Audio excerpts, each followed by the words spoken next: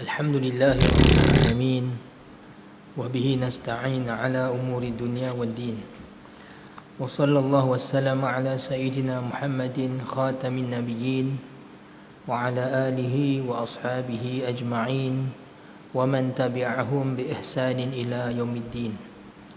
سبحانك لا علم لنا إلا ما علمتنا إنك أنت العليم الحكيم. اللهم ارزقنا فهم النبيين وحفظ المرسلين وإلهام الملائكة المقربين. اللهم فقهنا في الدين وعلمنا تأويل واهدنا صراطك المستقيم. رب اشرح لي صدري ويسر لي أمري واحلل عقدة من لساني يفقه قولي آمين. أما بعد، السلام عليكم ورحمة الله وبركاته. Alhamdulillah, syukur pada Allah Subhanahu Wa Taala pada malam ini insya-Allah dengan taufik Allah Subhanahu Wa Taala dan keizinannya kita sama-sama menyambung siri kuliah kita pembacaan kitab Al-Muqaddimah Al-Hadramiyah karangan Al-Imam Abdullah bin Abdul Rahman Bafadli Al-Hadrami Asy-Syafi'i rahimahullahu taala.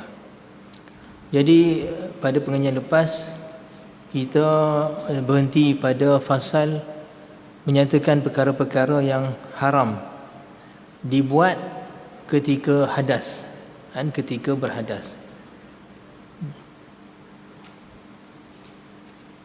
Jadi kita dah habis fasal ni ke ataupun ada lagi berbaki? Habis dah ya? Ada yang tanda.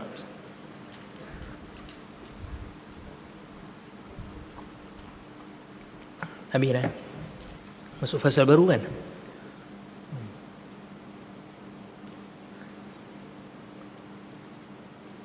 Kita sambung ke ada lagi yang ni, wala yamna'u sabiyul mumayyizu.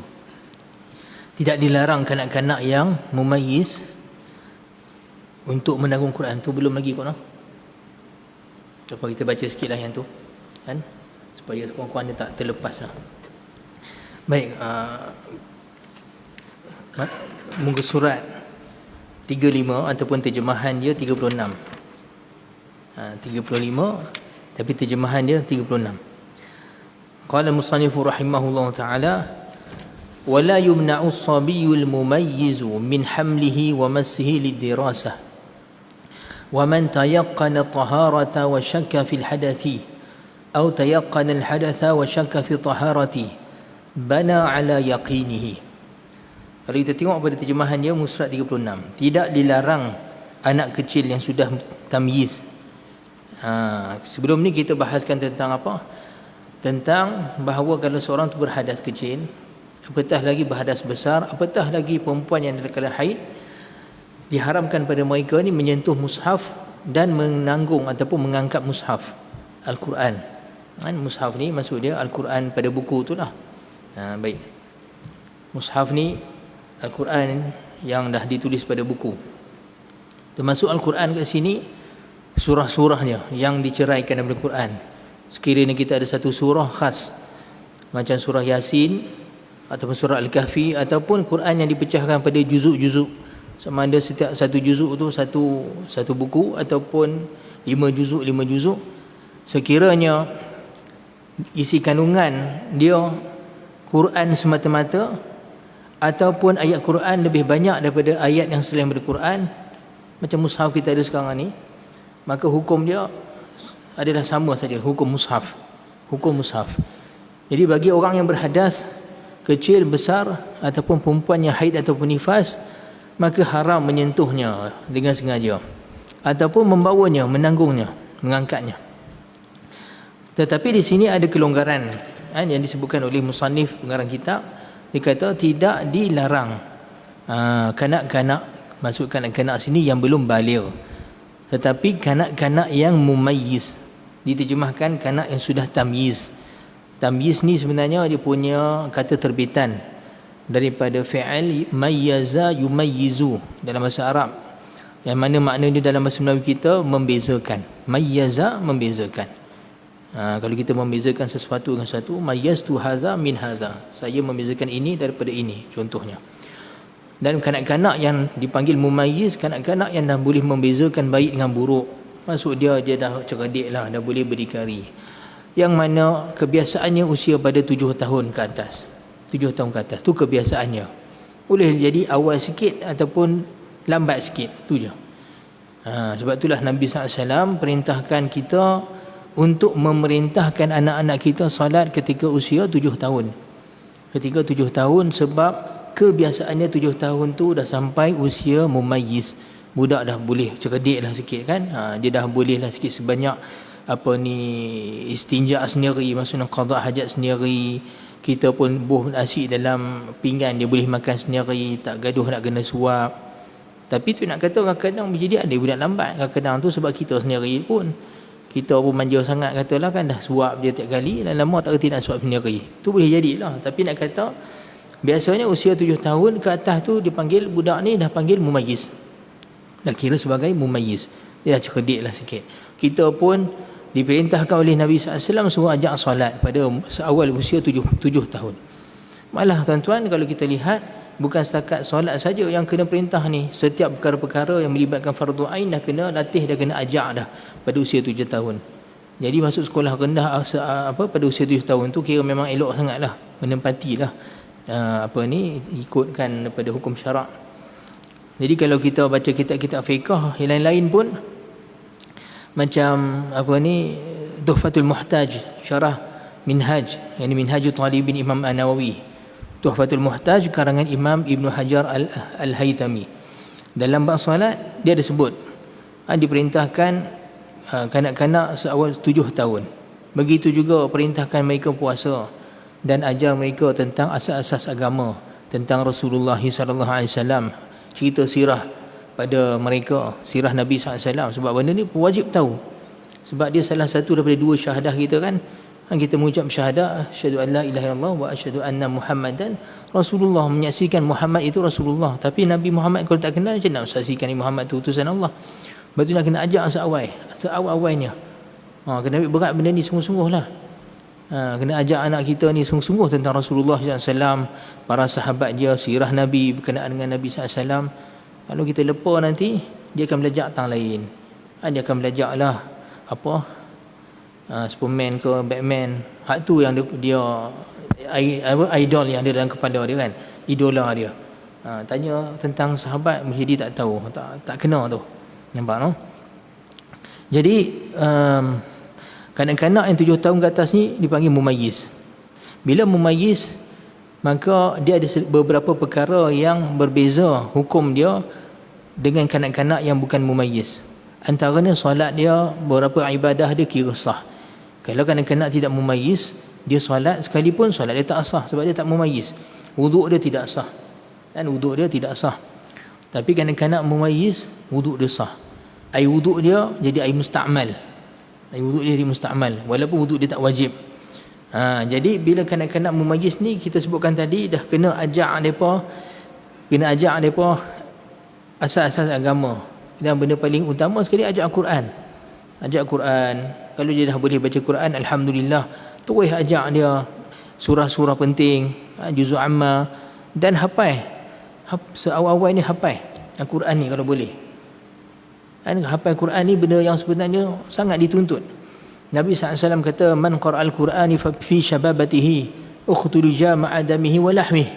Siapa yang hafal Quran masa muda dia, maka Quran akan bercampur dengan darah dan daging dia.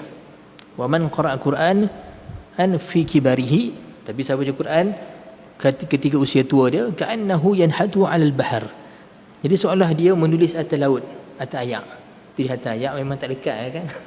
Hak itulah kita kan, hafal duk pusing-pusing, hafal pun kadang tak ingat-ingat kan. Baca surah Al-Muluk tiap-tiap malam pun kadang tak lekat lagi. Sebab kita punya bila orang dewasa ni, hatta bila dah masuk usia 30 ke atas, kekuatan hafalan dah mulai kurang. Sebab otak lebih kepada analisis, dia banyak fikir. Sebab tu orang tua-tua lagi panjang fikir dia. Orang muda dia cepat bertindak sebab dia tak fikir panjang. Dia tak fikir panjang tu, tindakan dia cepat.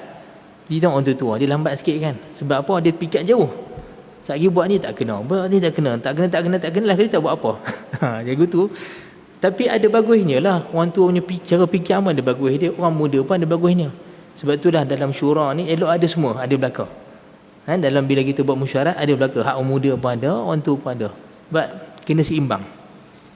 Tapi masa budak-budak, otak dia memang seolah-olah built in, seolah elok sangat untuk menghafal. Sebab budak-budak dia tak banyak analisis, dia tak fikir panjang-panjang sangat. Apa yang kita habaq kat dia terima.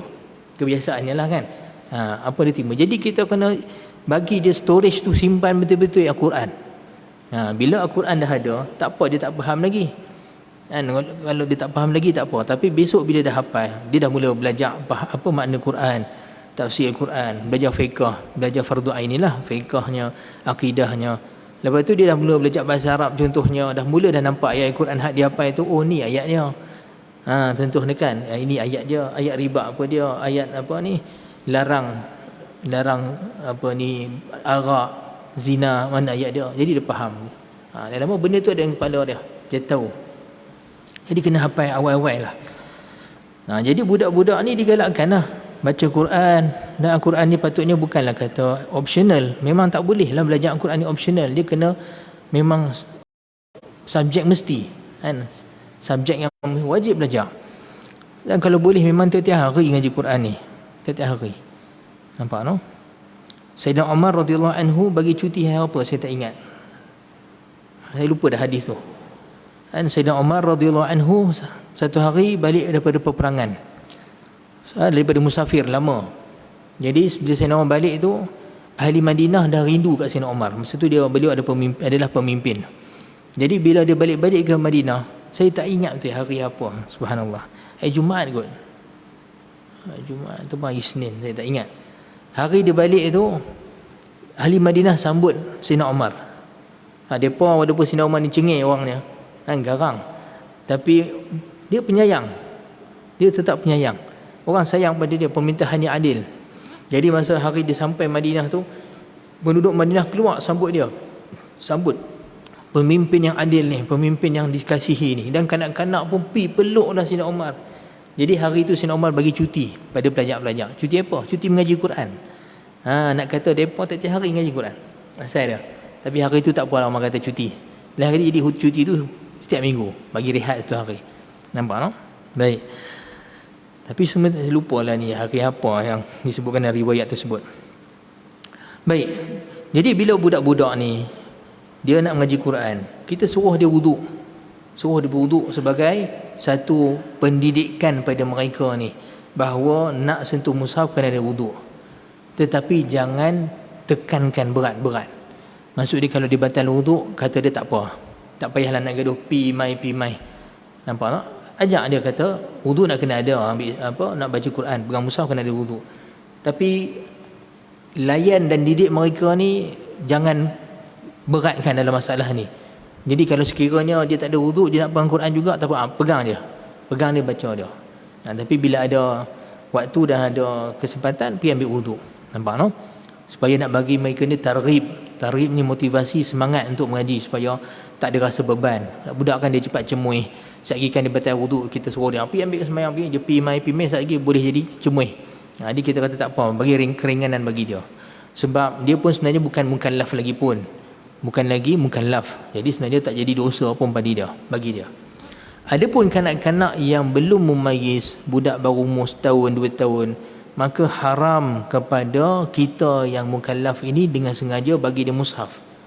Sebab dia tak reti lagi, dia tak faham lagi. Sekali dia buat apa? Takut dia koyak Quran, dia campak Quran apa semua. Jadi Quran ni kita kena jaga, tak boleh bagi macam bahan bacaan biasa. Hatta kitab-kitab ilmu kalau boleh kita jaga adab kita dengan kitab-kitab ni. Al-Quran dah lagi lebih-lebih lagi. Nampak no? Baik. Kemudian kata-kata musannif, wa man tayaqqana taharata wa syakka fil hadathi atau tayaqqana al hadatha wa syakka fi taharati bana ala yaqinihi. Barang siapa yang meyakini kesucian, maksud dia taharah dia dalam keadaan berwuduk. Dia sekarang ni yakin dia dalam keadaan berwuduk, tapi dia syak pada hadas, dia ragu-ragu pada hadas. Tuan-tuan, istilah syak, yakin ni kita akan kerap jumpa dalam kitab fiqh dan kitab akidah pun sama juga, yakin, syak. Tapi perlu tahu sebenarnya dia punya parameter bagi setiap perkataan ni. Syak, yakin, waham dan zan. Baik. Kalau kita jumpa perkataan yakin ataupun ilmu. Kalau perkataan ilmu maksudnya kalau dalam kitab disebut seseorang tu ada ilmu tentang sekian. Ya'lamu fi kaza ataupun an kaza. Dia mengetahui dengan ilmu tentang ini ataupun pada perkara ini. Ilmu dengan yakin dalam perbincangan ilmu lah, dia makna yang sama, iaitu mengetahui sesuatu perkara tu pengetahuan yang tiada ragu-ragu sedikit pun pada dia, sebab kerana sama ada dia lihat benda tersebut ataupun dia mencapai pengetahuan tersebut dengan panca indera dia walaupun tak nampak. Contohnya apa ni, kita nampak Cikgu Zabidi ada sebelah, capai pengetahuan tu dengan mata, nampak, tengok. Tapi orang buta boleh dia tak nampak, kan? Tapi kalau dia memang pegang sembang dengan cikgu, dia tahu Cikgu Zabidi, dia tak nampak tapi dia tahu. Jadi kepengetahuan dia tu juga namanya ilmu. Dan ilmu ada yang yakin, tak ada syak, langsung yakin. Saya nampak, saya yakin. Ini ilmu ataupun yakin 100%, langsung tak ada sikit pun ragu-ragu.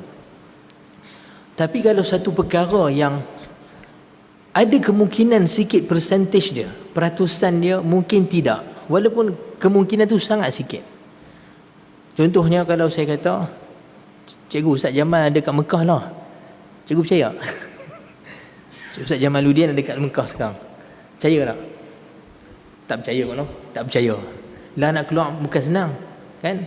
Dah dua vaksin tak tentu boleh keluar Malaysia, kan? Betul tak? Tak tentu boleh keluar. Tapi ada kemungkinan tak statement saya ni? Katalah Cikgu Zabidi baru jumpa semalam Cikgu Ustaz Jamal, baru jumpa semalam, tapi ada kemungkinan sikit, kan? Boleh jadi tak sekarang ni? Melainkan Ustaz Jamal ada kat depan kita lah ni, Ustaz Jamaluddin ada depan kita, barulah tak boleh percaya kata-kata saya. Tapi sekarang ni percentage untuk membenarkan statement ni sikit sangat, 1-2% saja. Hak yang 95%, 96% tu lebih kuat menidakkan. Betul tak, kan? Jadi tuan-tuan, kita contohnya sekarang ni di sisi Cikgu Zabidi yang kata Ustaz Jamaluddin ada di Kuala Kansar, dia tak yakin tapi kuat daripada yakin, dekat dengan yakin. Hak ni dipanggil sebagai zan, dan istilah ilmu dipanggil sebagai zan. Zan ni kalau kita terjemah memang makna dia sangka, boleh faham, no? Tapi dia sebenarnya pengetahuan kita pada satu benda tu tak capai yakin, sebab kita tak nampak, kita tak lihat sendiri, kita tak capai sendiri ke baca indera kita. Tetapi boleh kerana di sana ada qarinah yang kuat mengatakan ya, jadi kita kata zan. Macam tadilah Ustaz Jamal ada di Kuala Kansar, tak ada di Mekah. Nampak, no? Boleh faham cikgu, kan? Tapi bila sesuatu perkara tu 50-50, 50-50, yang ni dipanggil sebagai syak. Contohnya saya kata hari ini Ustaz Jamal ada kuliah dekat Ipoh, betul tak? Tak tahu, kan? Kita pun kata macam tu. Yang ni boleh jadi boleh jadi ya, boleh jadi tidak. 50-50. Sebab kita tak ada pengetahuan ke cikgu tahu jadual Ustaz Jamal. Tapi kalau kata kita tak tahu, kalau saya kata malam ni Ustaz Jamal di Ipoh kuliah dia, kita kata boleh jadi ya, boleh jadi tidak. Hak ya dengan tidak ni sama berat, 50-50. Hak ni dipanggil syak, dipanggil syak. Tapi bila nak mengiyakan tadi tu lagi sikit, macam saya kata tadi Ustaz Jamal dekat Mekah, kan, terlalu sikit. Bila dikurang 50 sampailah 3% ke 2% sekalipun, yang ni dipanggil sebagai wahmun. Nampak, no?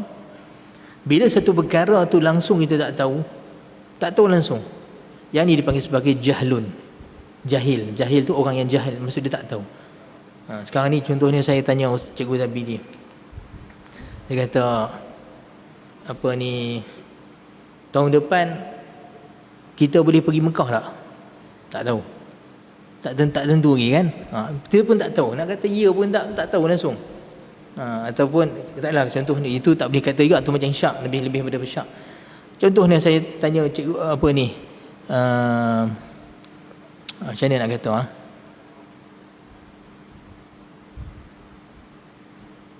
contohlah tuan-tuan ditanya, saya tanya Cikgu Zabidi, cikgu, berapa biji planet ada dalam kat solar system kita sebenarnya?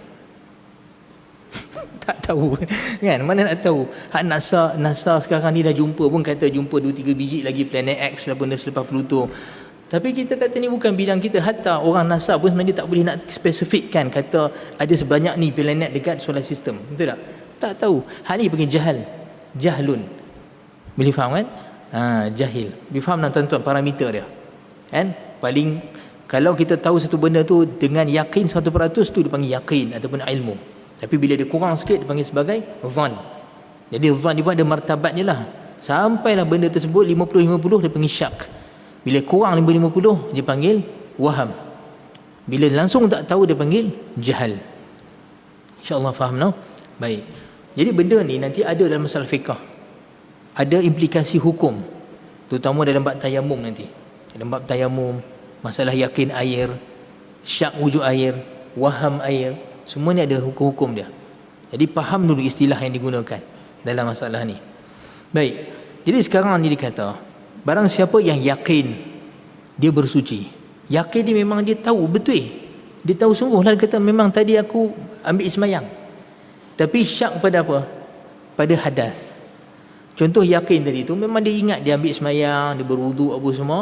Lepas tu dia siap solat. Dia baca Quran. Tapi lepas tu dia pergi makan, dia pergi sembang kawan-kawan apa semua. Dia nak masuk masjid balik.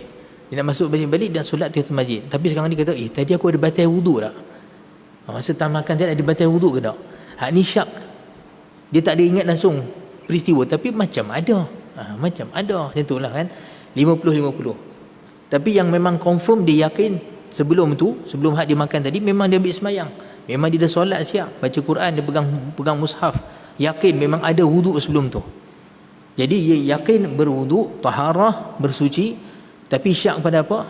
Pada batal wuduk, pada hadas. Okey. Ni masalah yang pertama.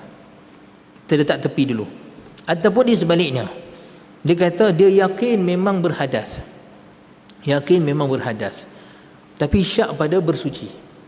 Syak pada bersuci. Contohnya dia pergi tandas, dia qada hajat. Buang air besar contohnya kan. Lepas tu istinja semua. Kebiasaan dia lepas kalau dia masuk tandas, kebiasaan dia ambil air sembahyang. Nampak no? Tapi hari tu dia keluar beli air sembahyang, bila ayak dia nak sembahyang, dia rasa syak. Ada ambil wuduk tak atas ni? Ada wuduk tak atas ni? Tapi yang memang dia yakin tadi dia qada hajat. Qada hajat maksudnya apa? Batal wuduk. Tapi lepas tu dia tak ingat dia ada ambil sembahyang atau tidak. Nampak no? Dia dah sedar sampai masjid dah. Lah ni ada ambil sembahyang ke tak? Jadi syak pula pada hadas. Baik, bagi dua-dua masalah ni dikata apa? Bana ala yaqinihi, maka dia wajib membina hukum di atas keyakinan dia. Maksud dia kes pertama dia yakin ada air sembahyang. Syak pada hadas. Maka hukum dia sekarang ni apa dia? Dia ada air sembahyang. Nampak no? Hukum sekarang ni dikira dia ada air sembahyang, dia bersuci. Boleh tokoi sembahyang. Sebab yakin lebih kuat daripada syak. Yakin lebih kuat daripada syak. Di sini ada satu kaedah dalam fiqh dikata apa? Al-yaqinu la yuzalu bisyak. Al-yaqinu la yuzalu bisyak.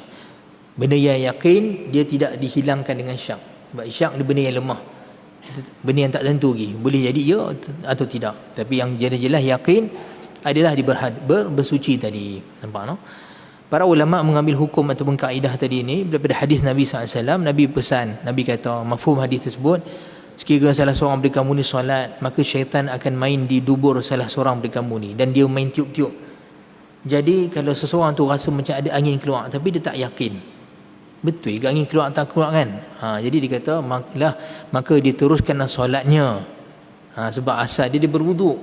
Tapi lah ni dia sanksi pada apa? Keluar angin atau tidak. Dia kata maka diteruskan solat dia sehinggalah dia dengar suara bunyi ataupun ada bau. Maksud dia satu benda yang ada qarinah pada yakin. Jadi pada hadis ni para ulama kata inilah asal kaedah besar dalam fiqh, al-yaqinu la yuzabilu bisyak, la yuzalu bisyak. Yakin dalam masalah hukum tidak akan dihilangkan dengan syak. Begitu juga permasalahan yang kedua, seorang yang yakin dia berhadas. Sebab memang dia tahu dia buang air besar tadi apa semua, tapi dia lupa, dia tak perasan dia ambil sembahyang atau tidak. Jadi hukum dia ketika tu dia tak ada wuduk, maka dia wajib berwuduk. Nampak no? Ataupun orang bangkit tidur, dia pergi bilik air, lepas tu dia lupa ambil sembahyang ke tak. Macam itulah kisah dia. InsyaAllah boleh faham no? Baik, kita masuk fasal dan seterusnya. Dan lagi kan, banyak lagi masa. Faslun. Yustahabbul wudu'u minal fasdi wal hijamati wal ru'afi wal nu'asi wal naumi qa'idan mumakkinan wal qai'i wal qahqahati fi salati wal akli ma massathu wal akli ma massathu an-naru wal lahmil jazuri wal shakki fil hadathi wal ghibati wan namimati wal kadhibi wal shatmi wal kalamil qabihi والغضب وإرادة النوم وقراءة القرآن والحديث وذكر والجلوس في المسجد والمرور فيه ودراسة العلم وزيارة القبور ومن حمل الميت ومسه. Fasal ni menceritakan tentang perkara-perkara yang disunatkan untuk berwudu. Kan? Wudu, kalau sekiranya sesuatu ibadah tersebut tidak boleh disempurnakan melainkan dengan wudu, maka wudu dia hukumnya wajib. Walaupun ibadah tersebut ibadah sunat. Contohnya solat sunat. Solat sunat hukum dia sunat lah. Solat tahiyatul masjid, solat rawatib, solat tahajud. Tetapi solat mesti ada wudu. Solat sunat sekalipun, la yaqbalullahu salatan illa bitahur, hadis kan. Allah Ta'ala tidak menerima satu solat pun melainkan dengan tahur, bersuci. Hatta seperti mana kita bincang sebelum ni, perkara-perkara yang seperti solat, seperti sujud syukur, sujud tilawah, mesti ada wuduk. Walaupun dia sunat hukum dia. Yang ini hukum ibadah tersebut. Tapi tidak wuduk tadi. Wuduk tu wajib. Tetapi di sini ada perkara yang dia tak perlu wuduk pun sebenarnya, tetapi disunatkan. Disunatkan kita berwuduk bila berlaku perkara-perkara ni. Pertamanya dia kata yustahabbu, maksud dia disunatkan. Kitab ni terjemahkan dianjurkan. Tapi hukum maksud dia sunat, dapat pahala. Cuma setengah ulama membezakan masalah yusan, perkataan sunnah dengan perkataan mustahab. Sini diguna perkataan yustahab, yang ini mustahab. Memang kalau diterjemahkan maksudnya dia dianjurkan, disukakan. Kalau buat benda ni lebih digalakkan lah. Tapi pada masalah kategori hukum sebenarnya sama je, diberi pahala.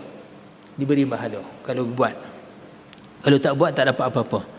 Tak diberi apa-apa, tak dapat dosa. Cuma dia digunakan perkataan yustahab kerana beberapa masalah yang akan dibincangkan sini tiada dalil yang khusus suruh berwuduk, tak ada dalil khusus, tetapi difahami daripada dalil umum ataupun kerana masalah keluar daripada khilaf ulama. Nanti kita bincangkan satu demi satu insya-Allah. Jadi dia kata sini yustahabul wudu minal fasdi. Pertama disunatkan wuduk bila mana kita buat al-fasd. Fasd ni satu jenis perubatan, dia keluarkan darah daripada urat. Keluarkan darah daripada urat. Keluarkan darah, buang darah kotor. Bukan bekam. Bekam selepas tu. Wal hijamah, al-hijamah bekam. Tapi fasd ni kata mungkinlah, saya pun tak berapa biasa tengok juga orang buat benda ni. Tapi dia cucuk belakang urat, dia keluarkan darah sikit. Itu panggil fasd. Tapi saya sendiri tak bisa tengok live. Buat apatah lagi lah, tak pernah buat. Tapi pernah tengok dalam gambar. Dalam gambar biasa tengok. Bukan tu. Bukan hak ambil darah macam kita cek gula ni. Dia memang daripada urat. Fasd ni memang daripada urat dia. Macam kat sini ada urat dia keluarkan. Dia cucuk tang urat tu keluarkan darah. Macam dialisis lah, lebih kurang lah kot. Tapi dialisis tu sebab cuci buah pinggang kan. Baik. Adapun hijamah yang maklum lah, yang kita makruf apa tu, berbekam. Berbekam ni pada kulit dia. Seperti mana kita pun tahulah kan, cara kaedah berbekam. Memang berbekam ni satu benda sunnah yang sangat ditekan lah. Terutama orang lelaki lah kan. Sebab orang perempuan, kawan-kawan ni keluar darah kotor juga setiap bulan. Kita ni tak keluar darah kotor. Jadi kita elok berbekam. Dalam satu hadis Nabi SAW kata, ma maraltu lailata usriya bi bimala'in illa qalu li muru ummatak bil hijamah atau kama qala. Nabi SAW sabda dalam satu hadis riwayat, tidaklah aku lalu dengan pada satu kumpulan pada malam yang aku dimi'rajkan, pada malam Isra Mi'raj, melainkan kumpulan tersebut akan berkata kepada aku, perintahkan umat kamu berbekam. Perintahkan wahai Muhammad umat kamu berbekam. Jadi fadilat berbekam ni memang banyaklah kalau kita tengok pada hadis-hadis. Dan Nabi SAW manusia paling sihat sekali tuan-tuan. Maksud dia, kalau kita nak bincang kesihatan di sudut cara hidup, pemakanan, diet, mana ada orang lebih sihat, lebih elok cara hidup lebih daripada Nabi Muhammad SAW. Kita pun tahu kan, hari ni buat kajian tentang apa yang Rasulullah makan, itulah makanan paling sihat sekali.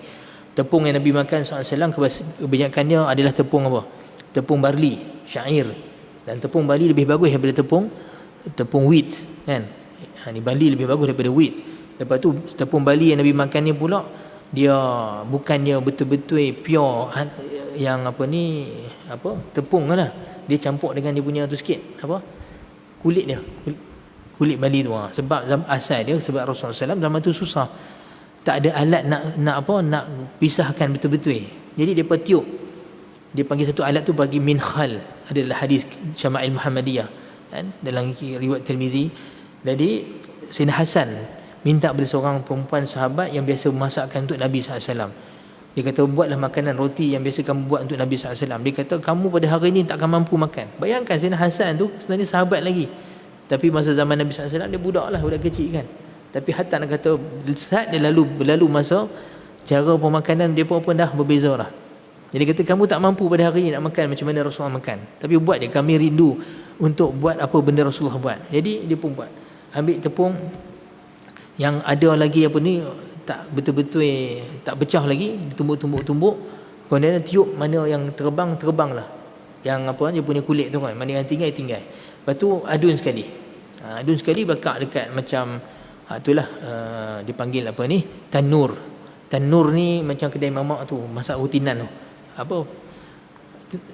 tempayan tu, masak lagu tu. Itulah makanan Nabi SAW. Kadang-kadang Nabi makan roti tu dengan cuka je. Banyak kali Nabi SAW masuk rumah tanya, ini ada lauk apa? Tak ada apa-apa hai Rasulullah, cuma cuka saja. Nabi kata, ni'mal idamul khal, seelok-elok lauk kita adalah cuka. Tapi memang betul, cuka pun elok untuk kesihatan. Nampak tak? Nabi SAW minum susu kambing. Kalau kita kaji, semua kita tahu diet makanan Rasulullah tu paling baik untuk tubuh kita. Tapi cara makan kena ikutlah juga kan. Macam mana makan? Kok makan roti, nak ikut makan roti, kita balun sampai 10 biji roti tak jadi juga. Tapi nak kata sini, kalau ikutkan cara pemakanan, cara hidup Rasulullah lah yang paling elok sekali dalam konteks kesihatan. Tapi Nabi berbekam juga. Nabi tetap berbekam sebagai satu sunnah untuk kita. Jadi nak kata aula lebih kita ni berbekam sebab kita makan lagi macam-macam, ada bahan campuran kimia macam-macam kan. Jadi lagi eloklah untuk kita keluarkan hak yang tak elok, toksin dalam badan ni. Tapi bila berbekam, disunatkan kita berwuduk selepas berbekam. Begitu juga fasd, keluarkan darah tadi. Warru'af, keluar darah tang hidung. Sini dia terjemah sebagai mimisan. Ni bahasa Indonesia kan, mimisan. Ru'af maksud dia darah keluar hidung. Panas sangat kadang-kadang kan, cuaca panas apa semua, tiba-tiba keluar dari hidung, cuci, darah tu najis hukum dia. Kalau kena pada pakaian, kita kena wajib basuh sedaya upaya kita untuk kita solat, jangan sampai ada bekas. Kemudiannya selepas dah habis hidung keluar darah, ataupun kita sumbat dengan kapas ke, berwuduk. Sunat untuk berwuduk. Wan nu'as, begitu juga sunat untuk kita berwuduk kalau mengantuk. Dulu tuan-tuan, masa kami mengaji hadis dulu di Sudan,